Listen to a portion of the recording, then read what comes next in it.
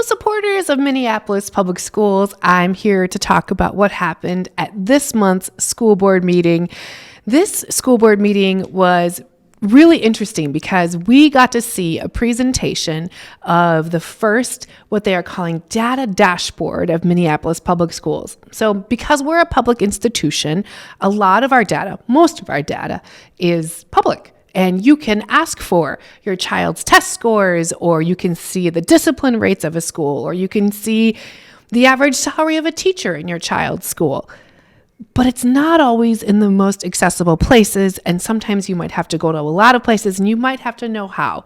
Well, Minneapolis Public Schools has done something that I have not heard of another public school system doing, which is they have created a dashboard in which all of this data can live together, and it's in little tiles or little spots. So there's 10 different pieces of information about every school. And then at the bottom, there's little explainers of like, why is this important? Where did this come from? What does this mean?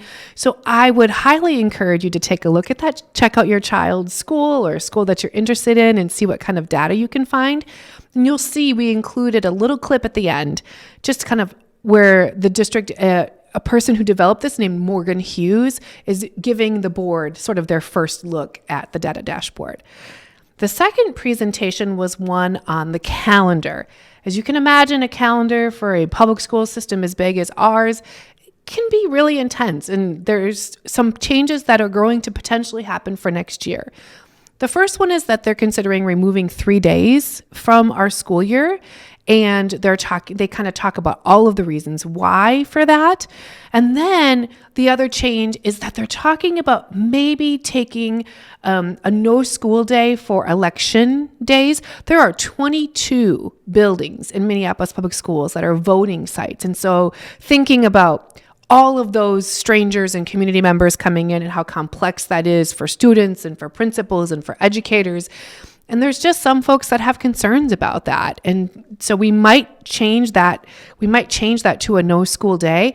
There's also some conversation about taking away e-learning days for elementary school for snow days, because a lot of people are like, it's pretty impossible to do an e-learning day and a snow day, but high school kids and middle school kids need those educational minutes. So lots of different reasons, and you'll see in the video explainer kind of like the reasons that the district is proposing this and some of the like whys, and then some of the complications that come with producing a calendar. I think they'll both be really interesting to you. And then finally, the last thing that you'll see in this recap video is a change in some of the covenants or the language around some of our schools. Some of the buildings in Minneapolis Public Schools still had racial covenant language in them. And the policy committee has been reviewing that, and they voted last night to change that language. So that was kind of the last big vote.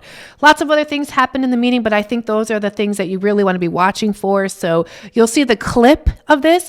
You'll see the clips of these highlights right after I finish talking. And then also you'll see in the comments, we'll put a link to that data dashboard, and we will also put a slide that kind of highlights or overviews the calendars for those of you who pay attention or plan around that. So that's what's up in Minneapolis Public Schools for this board meeting. We'll talk to you again in a couple weeks for the Committee of the Whole.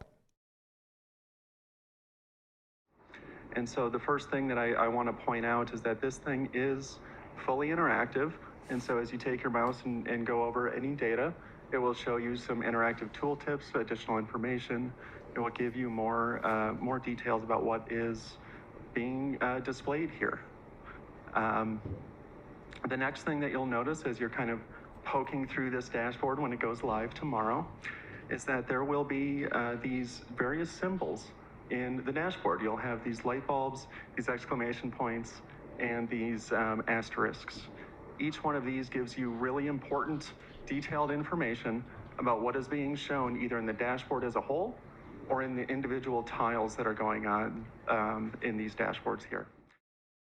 So anytime we talk about our school calendar, I think it's important to re-ground ourselves in just how complicated of a topic it is.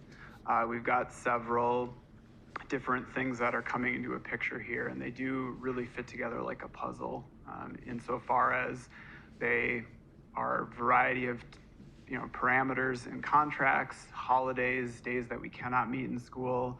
We've got transportation, we've got different curricular or programmatic requirements. And then, of course, we have staff professional development, board priorities, things that the board has put into place, our family and our student preferences, and then state requirements, which is many of these things are not non-negotiables, but our state requirements are obviously not.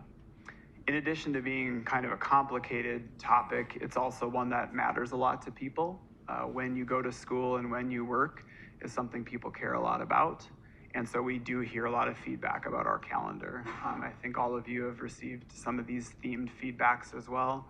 But the school year being too long, a desire for there to be snow days again, some frustration with e-learning and young students, and then having too many days off throughout the year.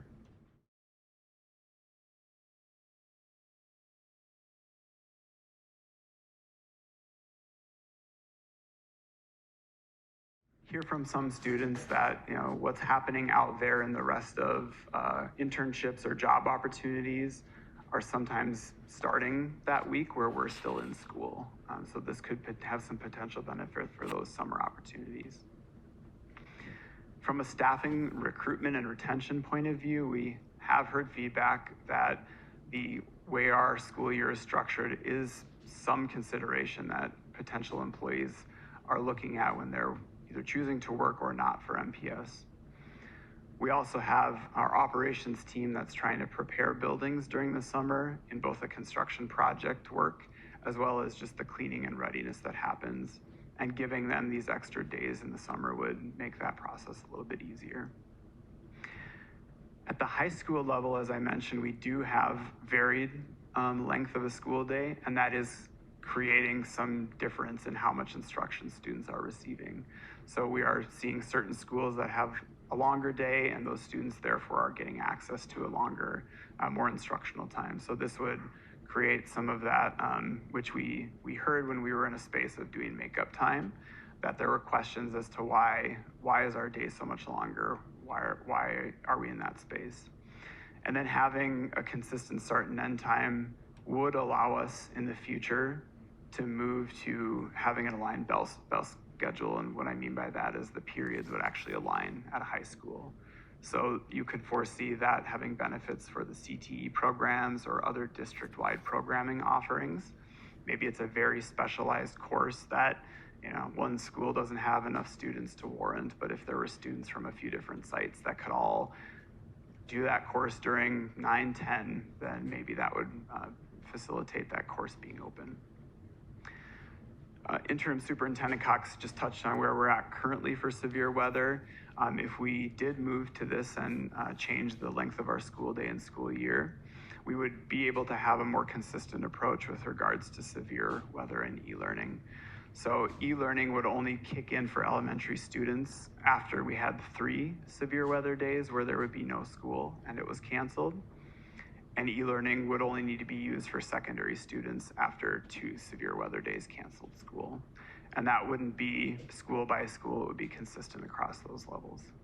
So this, in effect, could bring back snow days where we would have the chance for both secondary students and elementary students to have snow days. Just a note that e-learning plans are subject to negotiation with the teacher chapter, bargaining unit, and then of course board approval. Our next and final action item is the discharging of racially restrictive covenants from MPS property titles, specifically on the property parcel at Lake Nokomis Winona School. As directors will recall, following Star Tribune reporter Zoe Jackson sharing with us that she had found an MPS property title with racially restrictive covenants, we removed several from Lake Harriet School in October. A review of all MPS properties has now been completed, and one additional property was identified as still having covenants. And while they have been unenforceable and illegal for decades, we nevertheless want to take the step of officially purging them from the deeds.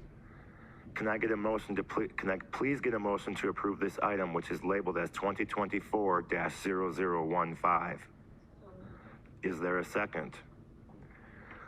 Authorization to discharge these covenants labeled as item 2024-0015 has been moved and seconded. Is there any discussion?